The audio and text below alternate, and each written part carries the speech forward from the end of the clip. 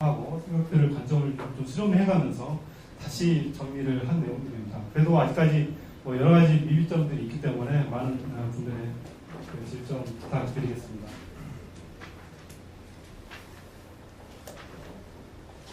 아마 이 사진 플래카드 보셨죠? 도시에서 계셨으면 못 보셨을 텐데 농촌에 가면 이게 대선 전에 정의당에서 전국적으로 내걸었던 플래카드입니다. 2014년부터 저하고 여기 토론자로 와 계신 정석 소장님을 비롯해서 몇 분들이 이렇게 농민 기본소득을 줄기차게 주장을 했는데, 하여튼 이번 대선 때 정의당에서는 농민 기본소득을 대표 농조공학 공약으로 세웠습니다. 그래서 앞으로 한 3, 4년 더 주장을 하면 이게 다음에는 제1당이 농조공약으로 세우지 않을까 기대하고 있습니다. 많은 사람들이 요즘은 기본소득에 대해서 이렇게 논의를 하고 있어서 많은 사람들이 알고 있지만, 제가 요즘 드는 생각은 기본소득제는 인권이라는 생각이 듭니다. 사람이라면 누구나 이렇게 존중받을 수 있는, 그렇게 존중받기 위해서 누려야 될 권리라고 생각됩니다. 그래서 농민 인권이라 하면 저는 여러 가지 그 권리들이 있겠지만 그 농민 중에서 가장 중요한 게 농민 기본 소득이라고 생각됩니다. 많은 정책들이, 아까도 설명했지만 많은 정책들이 실행이 되지만 결국은 농민들한테 오지 않는 게 소득입니다. 그래서 농민 기본소득은 권리이면서도, 제가 최근에 이제 인터뷰 가서 물어보니까 기본소득은 권리가 아니라 생존이라는 얘기를 하십니다. 저희 충남도에서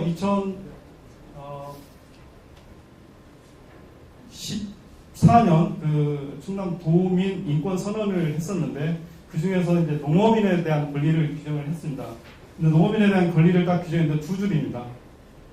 충남도의 농업인은 기본적인 소득을 보장받으며 땡땡땡. 그리고 충남도는 농업인의 소득을 보장하고 이렇게 했습니다. 그래서 소득을 보장해주는 방법, 여러 가지 방법, 기본소득에도 여러 가지 방법이 있겠지만 소득을 보장하는 게 가장 큰 핵심이라고 저는 생각됩니다.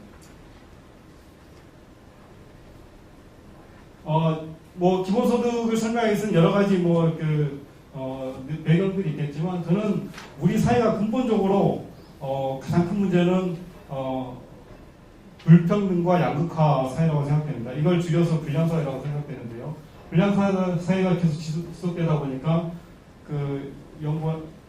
오늘 학회의 주제이기도 한 지속 가능성이 과연 지속될 수 있을까? 그런 측면에서 우리 사회의 지속성인 문제가 제기되고 있고, 3포, 5포, 7포, M포 세대라는 얘기가 지금 회자되고 있고, OECD에서 발표했듯이 우리나라는 아주 악성 지표가 난무하는 국가로 발전되고 있습니다.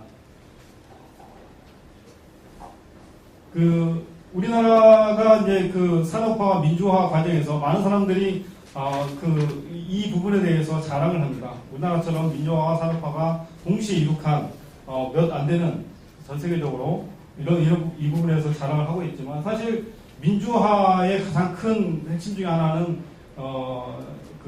모든 사람들이 투표를 할 수 있는 1인 1표제를 가질 수 있다는 거고, 그 부분이 이제 이룩되면서 산업화와 동시에 같이지만, 산업화 과정에서는 결국 우리 사회의 어떤 경제적 불평등을 가속화하는 사회의 불균형이 심화되었습니다. 그래서 사람들은 투표를 통해서 이 산업화를 통한 어떤 부의 불평등을 이렇게 순환시키는 어떤 정치적인 해결 어떤 욕구들이 있었지만, 그 부분은 여전히 이룩되지 않고 있습니다. 물론 이번에 투표를 잘해서 어느 정도 그런 부분이 해소가 될 수 있겠지만, 이 부분이 과연 지속될 수 있을까? 그래서 저는 정치의 민주화는 1인 1표제지만 경제 민주화는 기본소득으로 가야 된다고 생각이 들고요. 잠시 이제 기본소득의 이론을 개념하고 이론을 살펴보면, 기본소득은 하여튼 사회 구성 모두에게 조건 없는 일정한 소득을 지불하자는 제도입니다. 여기에는 크게 4가지 규칙성이 있는데요. 보편성, 개별성, 무조건성, 정의성. 물론 이러한 부분들이 다 갖추면 좋겠죠. 근데 여건에 따라서 그러지 못하는 경우도 있습니다. 그래서 기본소득은 항상 논란이 있습니다. 그래서 이 부분을 주장했던 학자, 사상가로는 토마스 페인이 가장 대표적이고요. 앙드레 보르, 제임스 미르라는 분도 있고, 지금 이러한 부분들이 전 세계적으로 실험이 되고 있거나 아니면 논의가 되고 있습니다. 아시다시피 국회에서도 기본소득 도입이 필요하다라는 보고서도 내기도 했습니다. 제가 기본소득 연구를 하면서 가장 관심 있게 본 분이 이 토마스 페인의 상식이라는 책인데요. 이 상식 안에는 토지 분배의 정의라는 책이 있습니다. 이분이 뭐 이권도 연구하고 뭐 상식이라는 책도 나왔는데 마지막에 토지 분배의 정의라는 책, 뭐 토지 정의라는 제목으로 번역도 되긴 하지만 하여튼 이 책을 통해서 기본소득의 모델을 200여 년 전에 제시를 했는데 이 부분이 지금도 여전히 유효하고 기본소득 모델을 제시할 때 이분이 제시한 모델을 거의 따른다고 해도 과언은 아닙니다. 이 부분의 근본적인 사상은 인권의 기본은 자연권이라고 얘기하십니다. 그러니까 우리가 누리는 모든 토지와 공기와 물과 천연자원과 이런 부분들은 태초에 주인이 없었다. 그러면서 문명화, 그 다음에 뭐 여러 가지 산업의 발달을 통해서 제도를 통해서 이런 부가 균형적으로 이렇게 분배되지 않고 일방적으로 쏠리는 현상이 있다. 그래서 이런 부분들을 해소하기 위해서는 해소를 해야 되는데 사회주의처럼 개인의 재산을 무상으로, 그러니까 강제로 몰수해서 분배할 수 없기 때문에 그 재산에 대한 어떤 여기서는 이제 상속세를 말하는데 상속세의 10%를 기금으로 만들어서 이렇게 시민배당을 만드는데 시민배당 통해서 노인들, 그 다음에 청년들에게 분배를 하고 나머지에 대해서는 비노인, 장애인에 대해서 기본소득을 제공하자. 이런 주장을 200년 전에 했습니다. 그래서 지금 논의되고 있는 우리나라의 기본소득의 대부분은 이러한 이론적 바탕을 두고 있습니다. 돌아와서 우리 농업 농촌의 현실을 보겠습니다. 아시다시피 우리나라는 세계 대부분의 농업 강국하고 다 FTA를 체결했습니다. 사실 우리나라 농업 규모로 보면 사실 사자와 고양이가 우리의 한우에 넣고 경쟁을 하라는 꼴이죠. 사실 저는 이러한 체계에서 농업의 어떤 효율, 경쟁 이런 걸 추구한다는 건 자체가 말이 안 된다고 생각하고 이런 논쟁은 사실 폐기된다고 생각됩니다. 그동안 하여튼 이런 어떤 농업의 세가에 대해서 이렇게 저항을 했지만 하여튼 이룩되지 못했고 그동안 하여튼 역대 정부에서 농업을 보호한다고 많은 재정을 투입했습니다. 노무현 정부 때도 119조 예산을 세웠고요. 근데 하여튼 이명박 박근혜 정부 때는 농업 재정을 따로 세우지도 않았습니다. 하여튼 그래도 많은 재정이 투입되는데 이런 재정 투입들이 아시다시피 여러 어떤 목적으로 쓰이긴 했지만 결국은 농민들한테 소득이 들어오지 않았다는 데 문제가 있습니다. 도농격차 아시겠지만 작년에 이제 쌀값도 떨어져서 더 확대될 거고요. 그다음 소득 변화를 보면 하여튼 농업소득은 계속 떨어지고 있고 농업의 어떤 농업 의존도 이런 부분도 계속 떨어지고 있습니다. 그러니까 농사를 지어서는 이제는 더 이상 소득을 올릴 수 없다. 그런 결론을 낼 수 있습니다. 그래서 이제 직불금을 많이 주지만 직불금에서도 여러 가지 문제가 지금 제기되고 있어. 지금 직불제 개선도 하고 있는데 하여튼 지금까지 10가지 정도의 직불제가 있지만 이 직불제를 많다고 선전을 하지만 농민들이 누릴 수 있는 것은 많아야 2가지. 그 부분도 이제 면적 단위로 하다 보니까 대농들은 많이 가져가고 소농들은 직불금이 거의 없는 상태입니다. 지금 농정예산 중에서 직불금 차지하는 부분인데 2007년도에는 20%까지 갔다가 하여튼 계속 떨어졌고요. 작년에는 조금 올랐는데 이게 이제 쌀값이 떨어지다 보니까 변동직불금이 많이 들어가서 조금 올렸을 뿐이지 농가 소득하고는 크게 상관없이 농업직불금은 떨어지고 있습니다. 외국의 사례를 보면 하여튼 이게 이제 우리나라의 그러니까 농가 소득에서 차지하는 직불금, 그 다음에 농업 소득에서 차지하는 직불금을 보면 농업 소득에서는 9.2%, 농가 전체에서는 2.7%밖에 직불금이 차지하지 않고 있습니다. 유럽과 일본, 스위스 비교해봐도 수없이 낮은 수치에 있습니다. 특히 이제 문제는 이 직불금의 양극화인데요. 그 1헥타르 미만과 1헥타르 이상의 그 직불금을 비교해 보면 거의 11배, 10배 정도 차이가 납니다. 그러니까 1헥타르 미만은 직불금이 28만 원 정도입니다. 사실 이따 나오겠지만 1헥타르 미만 농가가 전체의 69% 됩니다. 그러니까 우리나라 전체 농가의 70%가 1헥타르 미만인데 직불금으로 받는 액수가 28만 원밖에 안 됩니다. 그래서 이런 직불제 문제를 그냥 놔둘 수 있는가 하는 문제가 있고요. 그래서 하여튼 이런 어떤 농정과 아까 재정을 말씀했지만 재정과 직불제와 이런 농가 소득 이런 부분들을 개선하기 위해서는 농가 기본소득제 형태의 직불금이 필요하고요.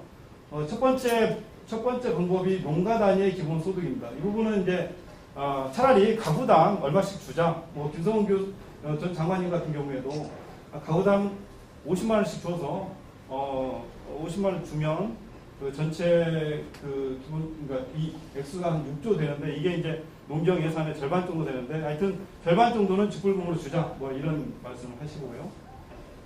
근데 이제 지금의 어떤 직불금은 이제 면적 따이다 보니까 좀 면적을 약화시키고 한 1헥타르나 2헥타르 미만은 좀 비슷하게 주고 나머지는 친환경 농업을 하면 좀 인센티브를 더 주고 면적에 좀 제한을 둬서 주자 뭐 이런 말씀을 하십니다. 두 번째는 이제 개별 농가 단위의 직불제인데요. 연령별로 따지면 20세 이상 우리나라에서 연령은 제한하지 않죠 농업인에. 근데 연령을 이렇게 따져 보면 하여튼 고령이라고 이게 청년, 중장년 나눌 수 있는데요. 여기까지만 이렇게 농업인으로 한정해서 주고 나머지는 뭐 노인수당 뭐 이쪽으로 주고 아니면 전체 그 농업인에 대해서 일괄적으로 20만 원을 줬을 때는 5조 정도 됩니다. 이 부분도 아까 뭐 농경예산의 한 절반 정도 된다고요.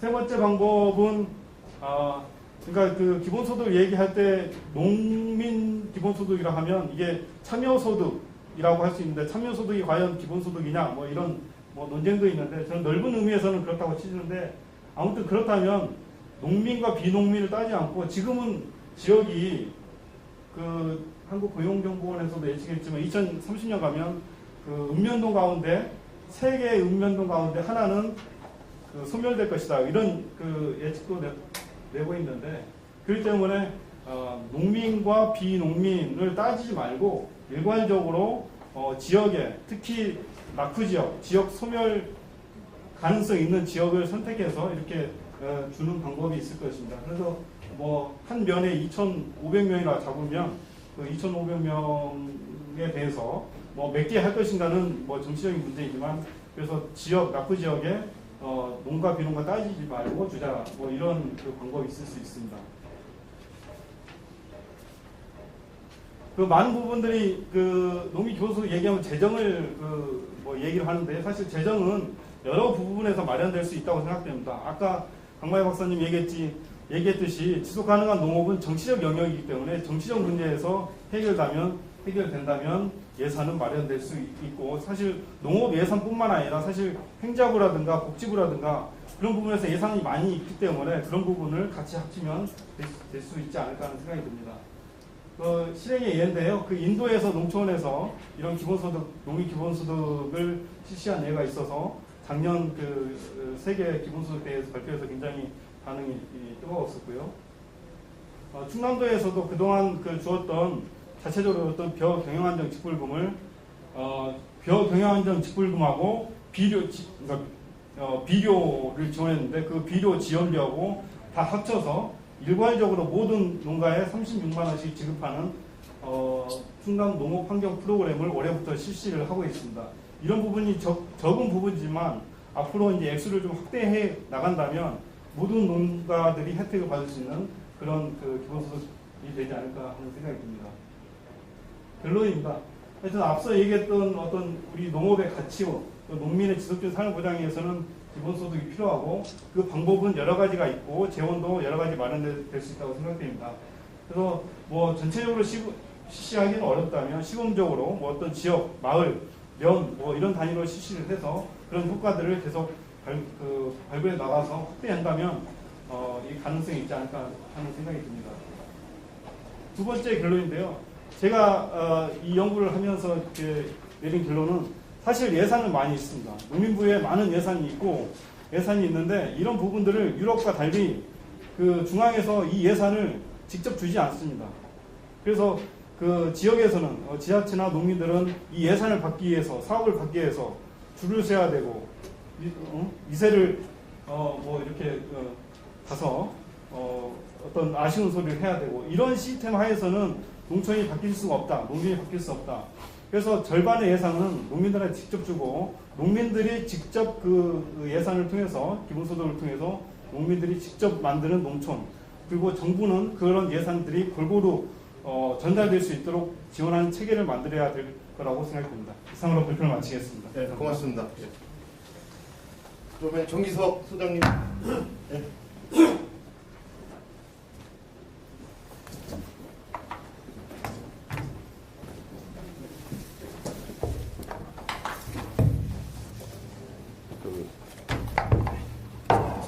아마 그 정의당 심상정 후보자가 대통령이 됐으면 아마 이 자리에 박경철 박사가 없었을 수도 있었겠다. 다음에는 못 올 것 같습니다. 다음에는 못 올 것 같다고 합니다. 예, 그 마찬가지로 그 농민 그 기본소득에 대해서 계속 공부를 해오시고 연구해오신 그 마을연구소의 정기석 소장님께서 간단하게 좀 코멘트 부탁드립니다.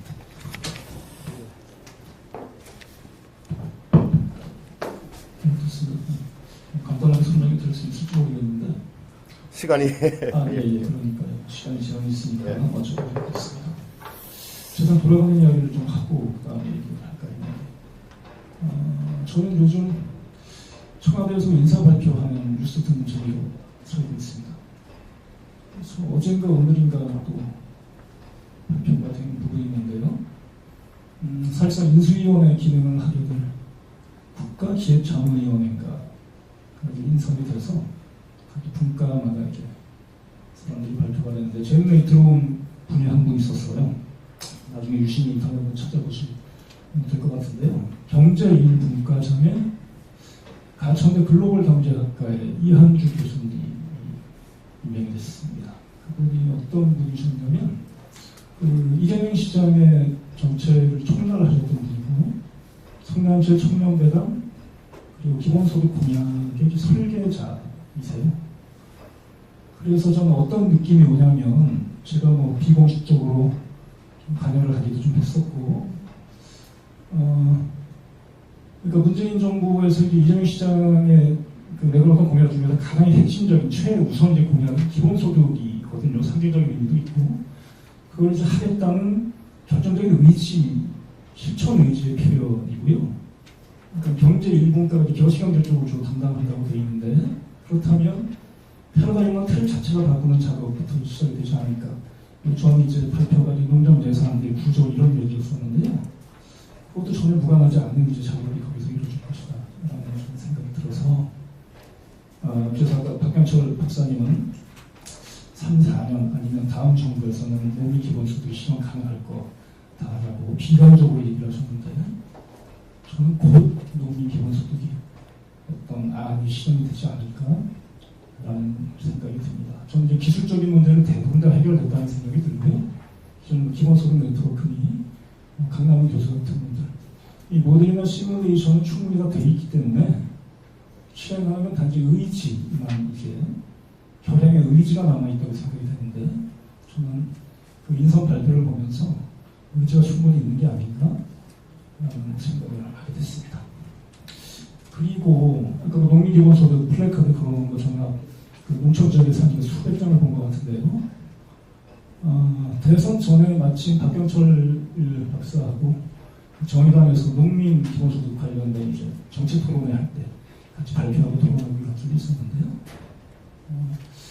저는 이제 아까 얘기했던 대로 큰 틀에서 기본소득이라는 게 아마 제도화가 되면 농민 기본소득은 당연히 그 안에 포함이 돼서 실행이 된다는 생각이 들고 그래서 지금은 제가 알기로는 충남연구원에서 학술적으로 정책적으로 집중적으로 사실상 유일하게 연구한 창구가 되어 있는데 곧 아마 저는 제 느낌입니다만 농촌경제원 쪽으로도 주요한 오더가 하나 떨어지지 않을까라는 개인적인 느낌이나 소망 같은 게 있어서 김정선 연구위원도 그때 토론할 때 같은 자리에 있어서 그래서 이게 단지 일부의 희망이나 의견이 아니고 농정의 주요한 공론이 될 가능성이 있겠다라는 생각이 듭니다. 다음에 물론 농식부 장관이 누가 되느냐도 평소가 될 텐데요.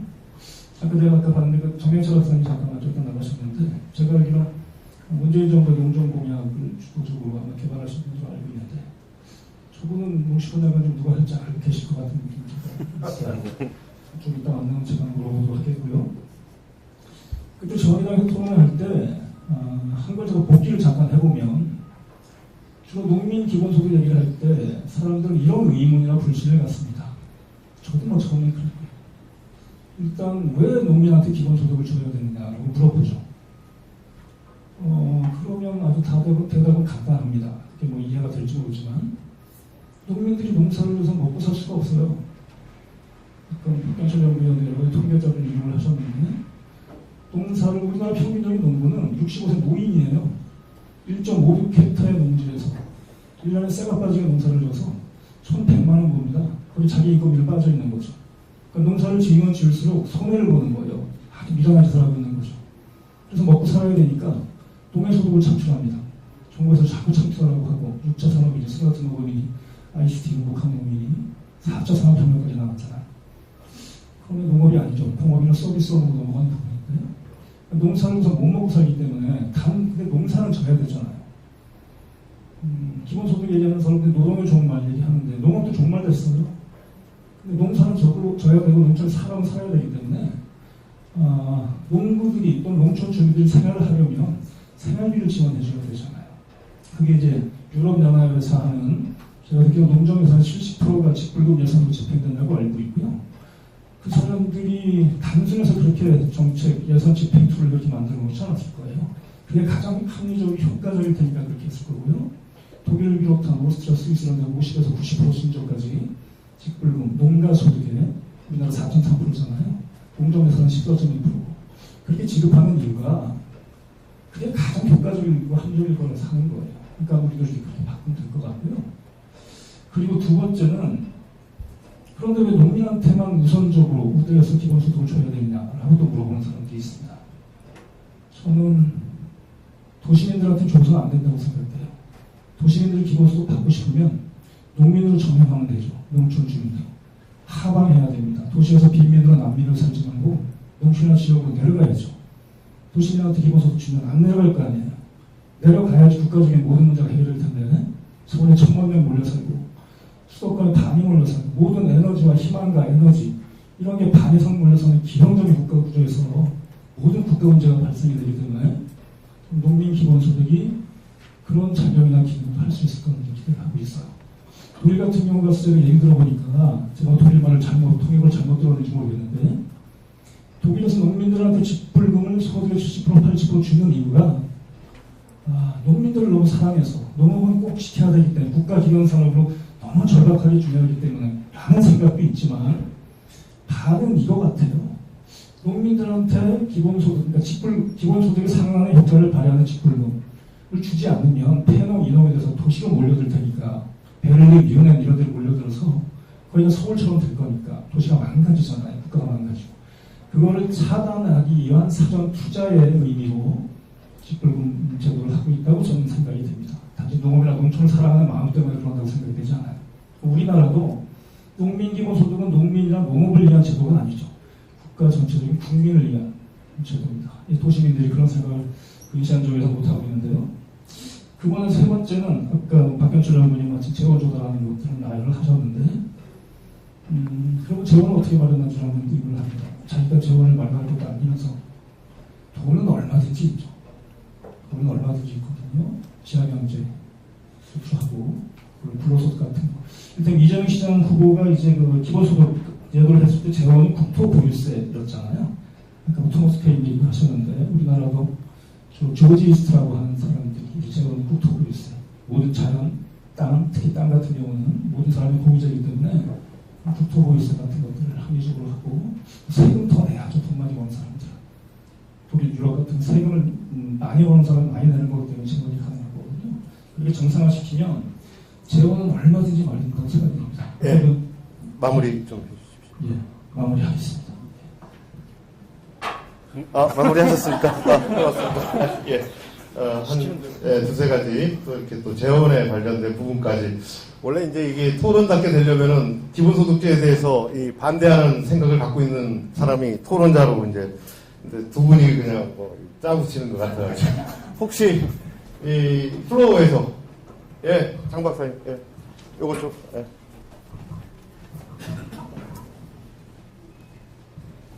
네, 여론연구소의 장기호입니다.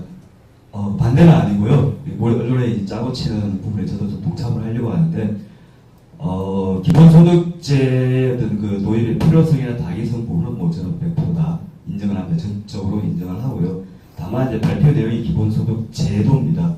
그러면 이것을 이제 제도화하고 정책화할 수 있는 좀 더 이제 구체적인 내용으로 들어갔으면 좋겠는데, 그래서 조금 아쉬운 부분이 있어서 몇 가지 말씀드릴까 합니다. 우선은 이제 국민 기본소득과 같이 모든 국민들에게 무조건 무차별적으로 기본소득을 한다면은 별도의 국민 기본소득제도에 대한 논의가 좀 불필요하겠죠. 그러나 이제 현실적으로 좀 더 가능성이 높은 경로를 보자면은 아마 이제 그 점차적으로 그리고 점진적으로 확장되는 방식으로의 제도 도입이 예상이 된다고 한다면 그게 맞게 저는 이제 두 가지 문제를 좀 더 우리가 깊게 있게 논의가 좀 진전돼야 되지 않는가라고 생각합니다. 첫 번째는 우리 정유석 박사님 말씀하신 대로 왜 농민들이 기본소득의 우선 대상이 되어야 하는지 그 부분들은 좀 자기 모순들을 좀 극복을 해야 될 것 같습니다. 농민만 주고 도시민을 주지 말자. 그러면 스스로에게 무조건성이나 무차별성과 같은 이런 그 기본소득의 근본적인 가치들하고 서로 배치되는 이야기들이 나오기 때문에 그런 부분들에 대해서 오히려 이제 그것보다는 도시 혹은 전체 국민들 가운데서 기본소득제도가 우선적으로 도입돼야 되는 거기에 반드시 농민이 포함되어야 된다라고 하는 논리가 필요한데 단지 농업이 어렵고 농촌이 힘들기 때문에라고 하는 요것만 가지고서는 좀 힘들고 예를 들면 이제 뭐 도시와 농촌과의 소득의 격차라든가 혹은 삶의 질 격차 혹은 뭐 공공 서비스의 격차와 같은 그 차별 격차에 대한 부분들을 좀 더 설득력 있게 담아내야 될 것 같고요. 두 번째로는 이 기본소득제를 이제 단계적으로 한다고 했을 때 모든 농민들에게 대상으로 할 것인지 그렇지 않으면 거기서 좀 계층 내지는 층위를 좀 구분을 해야 될 것인지 예를 들면 소득 5분위 비율에서 그 농촌의 상위 농민들 농가의 상위 20%의 소득은 도시 근로자 상위 20% 소득과 비슷합니다. 약 1억 원에 가까울 정도의 소득 수준이죠. 그러나 이제 또 그 밑으로 내려갈수록 격차가 굉장히 심하고요. 그렇다면 무조건성에 기초해서 모든 농민들 대상으로 해서 농가 단위든 농민 단위든 할 것인지 아니면은 대다수를 차지하는 80% 정도의 그 중소가정농부터 먼저 할 것인지 이런 문제가 있고요. 그 다음에 이제 뭐 청년이라든가 그 노령층이라든가 이런 이제 특정 집단들에 대해서도 우선순위의 문제들이 필요한데 이런 부분에서 좀 더 이제 그 마이크로 데이터와 같은 실증적인 자료를 바탕으로 한 추가적인 연구가 있어야지만이 좀 층위별로 우선적인 대상이 나올 수 있고 그렇게 좀 구분이 되어야지만 확보되는 재원에 따라서 어디까지 기본소득 대상을 지금부터 할 수 있는지 아마 그 문제들도 좀 논의가 진전될 수 있을 것 같고 그래야지만 직불제와 기본소득제 이 둘 사이의 차별성과 차이점에 대해서도 좀 더 깊이 있는 논의가 되지 않을까 뭐 그 부분이 좀 잘 됐으면 좋겠다는 부탁 말씀 드립니다. 예, 그 간단하게 답변 좀 부탁드리겠습니다. 예, 질문 감사하고요. 그 두 가지 관점에서 말할 수 있을 것 같은데 첫 번째는 그러니까 국가 전체적인 기본소득 틀 안에서의 농민 기본소득이 있을 거고 두 번째는 그냥 농정 안에서의 어떤 기본소득 얘기할 수 있을 것 같은데 첫 번째 전체 국가적인 틀 안에서는 지난번에 이재명 시장이 제기했듯이 크게 이제 네 개 계층이 있을 겁니다. 그 유아수당, 그 다음에 노인수당, 그 다음에 청년수당, 그 다음에 장애인수당, 그 다음에 농민수당 이렇게 얘기를 했습니다.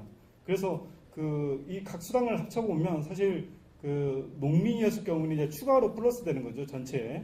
그래서 이제 하여튼 한 가정에 예를 들어서 그 부모가 애 둘 데리고 농촌에 있을 때는 기본적으로 40만 원을 받고 농민이기 때문에 농민수당 가면 20만 원 더 받죠. 그러면 60만 원이죠. 거기에 혹시라도 장애인이 있으면 70만 원이 됩니다. 부모가 있을 때는 또 이렇게 올라가는 거죠. 그래서 한 가정이 필요한 뭐 전체는 아니겠지만 어느 정도는 소득이 받쳐주는 거고요. 그게 이제 전체 기본소득 틀에서 이렇게 농민 기본소득이요. 두 번째는 농정에서의 기본소득인데, 농정에서 기본소득은 지금 아마 직불제 개편을 하고 있을 텐데, 직불제를 기본소득형으로 바꾸어 나가는 것이 필요할 것 같습니다. 지금처럼 아까처럼 그 1헥타르 미만이 전체 70%고 2헥타르 미만이 86%인가인데, 그 2헥타르 미만까지는 사실 저는 좀 비슷하게 줄 필요가 있다고 생각됩니다. 그래야 진입하는, 뭐 새롭게 진입하는 사람들도 기본적으로 안정적인 그 기본소득을 받고 영농에 참여할 수 있을 거라고 생각됩니다. 죄송합니다.